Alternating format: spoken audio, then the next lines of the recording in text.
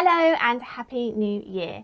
In today's video, I'm going to be talking to you about how choosing a word of the year can be so impactful in all areas of your life and help influence all of the goals that you set yourself in 2025. I'm going to talk to you about how to choose a word of the year and also how to apply it to 7 key areas in your life. Those 7 key areas are your business or career, your family, friendships, relationships with a partner, your home, your health and fitness, and your spirituality. By the end of this video, you are going to know exactly how to find your word of the year and how to apply it to those 7 key areas. For those of you who don't know me, I'm Kim. I help therapists in private practice with their business systems and processes, getting them confident with admin and reducing tech overwhelm. So let's jump straight into the video.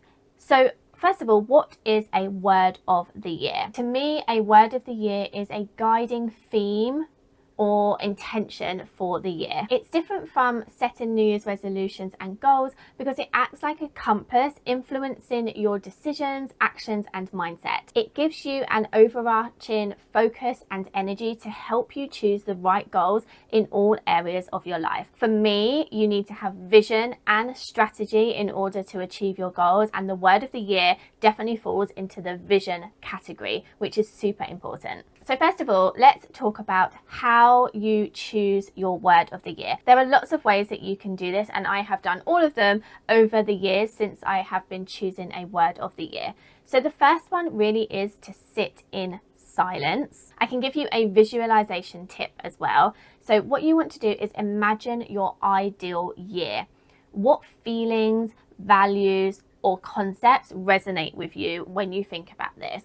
Now, I find it really hard to sit in silence most of the time. So I like to do a visualization. Sometimes I actually listen to a guided meditation, and I do really like listening to kind of like an ideal life meditation or a new year meditation. I think that that is really helpful and helps bring loads of words and feelings to the surface. Now, another thing you can do is a reflection exercise. Now, I love journaling. I journal every day, and I love reflecting on the past so that you can get a better present and future.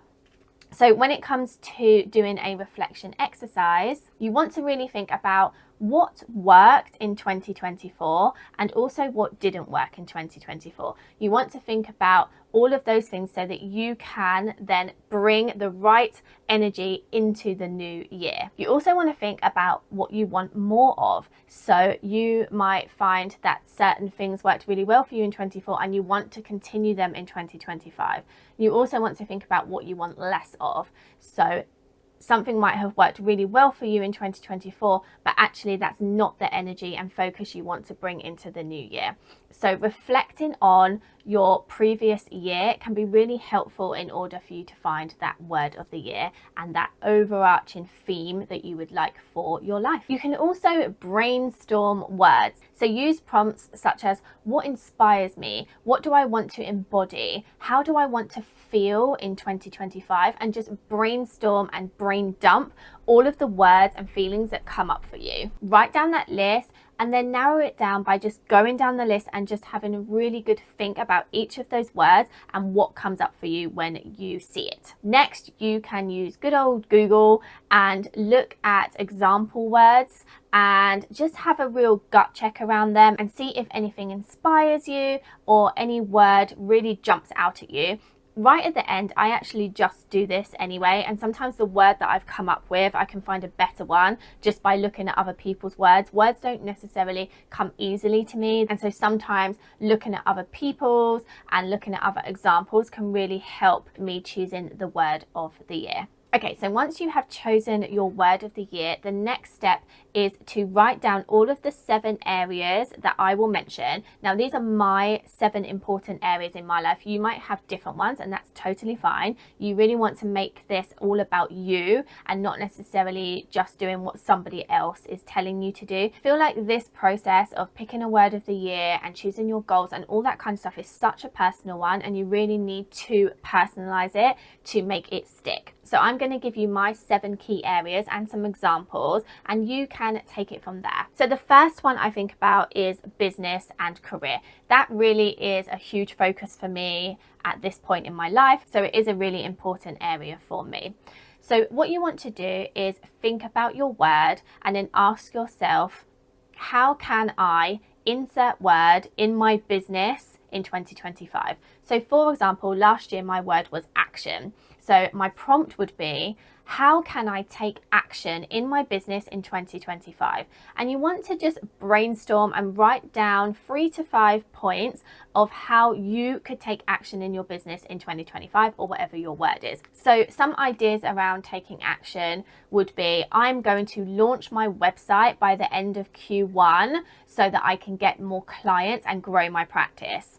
So that's a really clear, smart goal for you to do for 2025. It could also be, I am going to create a group therapy program for 8 to 10 people over 6 weeks so that I can get them from X to Y. So if your word of the year is action, then you want to write down the ways that you are going to take action in your business in 2025. And this can be for any different word. So for 2023, my word was focus, and for 2024, my word was action. And they had very different goals or points that I was going to do in my business, and it really did define the goals that I set for myself. Okay, so the next area is family. So let's take an example word of present. Just to be clear, you do want to just have one word for the year for all the different areas in your life, but I'm just going to give you different examples so you can see how it works for different words. So let's say your word of the year is present. So when it comes to family, you want to ask yourself, how am I going to be more present for my family in 2025? So one of your brainstorm actions could be,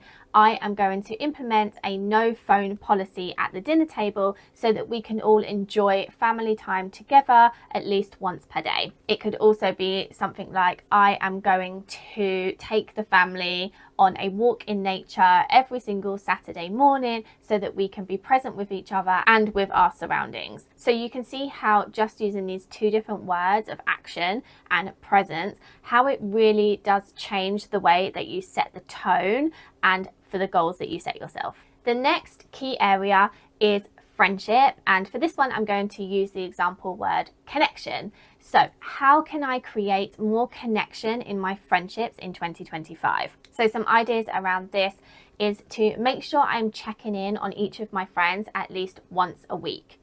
Another action could be, understand what my friends' love languages are to make sure that I'm connecting with them how they would like to be connected with. Another one could be to make sure I plan memorable activities with my friends so that we're making memories as opposed to just catching up. The next key area is your relationship with your partner.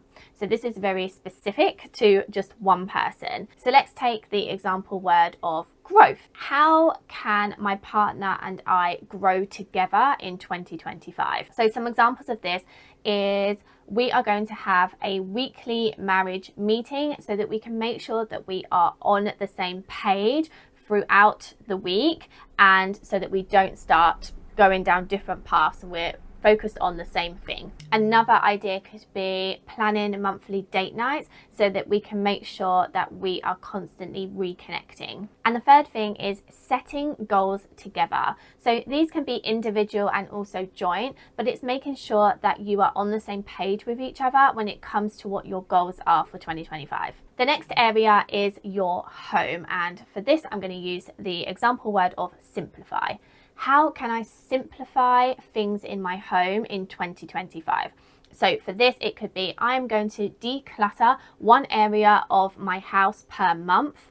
It could be, I am going to not buy anything new for my house in 2025. Again, so you can really see how choosing your word can really make a difference to how you are deciding how you are going to structure your life for the year. Okay, so for the next area, we are going to talk about health and fitness. And for this, the example word is strength. So how can I build my strength in 2025? So for health and fitness, this would be quite an easy one. And it could be, I am going to go to the gym at least 2 times per week to work specifically on building my strength. I am going to run on the treadmill at least once per week. I'm going to go on daily walks. So that would be quite an easy one for health and fitness. But even choosing a word such as focus or action, any kind of word you can make work for each area. You just need to ask the question maybe in a slightly different way. So how can I take action in my health and fitness in 2025? How can I focus on my health and fitness in 2025? And finally, we have spirituality. So for me, I am not particularly religious, but I do like to think that I'm a spiritual person and take my personal growth and things like that really seriously. So for this one, we are actually going to use my word of the year, which is align. So for this question, I'm going to ask myself, how can I align my actions with my values? So for me in this area, journaling is a massive part of that, and I want to make sure that I'm checking in with myself on a daily basis to make sure I'm on the right path. So journaling every day would be on my list of things I want to do under the spirituality umbrella. Another thing would be to read inspirational books to expand my mind. So I always want to be in a growth mindset. That's a huge value of mine. So I want to align my actions with my values by constantly learning. And one way to do that is by reading books. And another thing I had for spirituality is to connect with nature more. I am very much sit at my desk, do my work constantly, and so I have to schedule in time for me to get outside, and I do that by going on walks mainly. I don't really have a massive amount of time in my day to do things that I know are good for me, because I have a very short window of when I can work, which is when my kids are at school. So by scheduling time out of the house just to go on a walk can be really helpful and aligns with my values as much as I can with the time constraints that I have. So you can see how you can make decisions from that word of the year specifically into the key areas of your life, and that can be your guiding principle when it comes to what goals you set yourself and what actions you take on a daily basis. So what I like to do is make sure that I have all of those things written down somewhere that I can see all the time, and I want you to check in with those things at least once a week. I want you to have a look at what you wrote at the beginning of the year on a regular basis to make sure that you are making the right decisions on a daily, weekly, monthly, quarterly basis based on how you wanted your 2025 to look. If you are giving yourself daily action, so for me, journaling is a daily action of mine. Walking is a daily action. I schedule those into my calendar once I have committed to them. So once I've written them down and I've said, yes, I want to commit to this, I schedule them into my calendar. I schedule my walks. I schedule my journaling. I schedule my marriage meeting with my husband. I even set reminders to text my friends because, again, I can get really consumed with what I'm doing. So I'm working really hard on launching something this quarter, or I'm creating a whole new online course, whatever it is I'm doing, I can get really overwhelmed and swamped with what I'm doing. And I do forget about certain people in my life, not because I don't love them and care for them, but just because, well, I don't know, that's how my brain works, is that I really just focus on what's in front of me. Out of sight, out of mind sometimes. So I schedule in reminders for myself. Have you text your friends? And if I haven't texted them by that point, then I'll, take 5 minutes and text all my friends in the different ways I know that they would like to be messaged. So you can create structure around a really woo-woo kind of concept such as a word of the year. So I really hope you found this video useful. I really hope that I helped bring the woo-woo and the practical together, the vision and the strategy. That is what I'm all about. Having goals that are set in my overall vision for my life and then distilling them down into actionable goals, but also making sure that I have a strategy around how I'm going to achieve them so they don't just fall by the wayside. I'm definitely not about setting New Year's resolutions, but this is my way of setting different intentions for myself each year that are manageable and also easy to implement because I have this overarching theme for the year. If you like this video, I'm going to link in the description to some other videos that I think you'll find really useful at this time of the year in particular. I'd love it if you could subscribe to my channel if you're really interested in goal setting, in productivity, time management, and all things related to private practice management. And until next time, thanks so much for watching.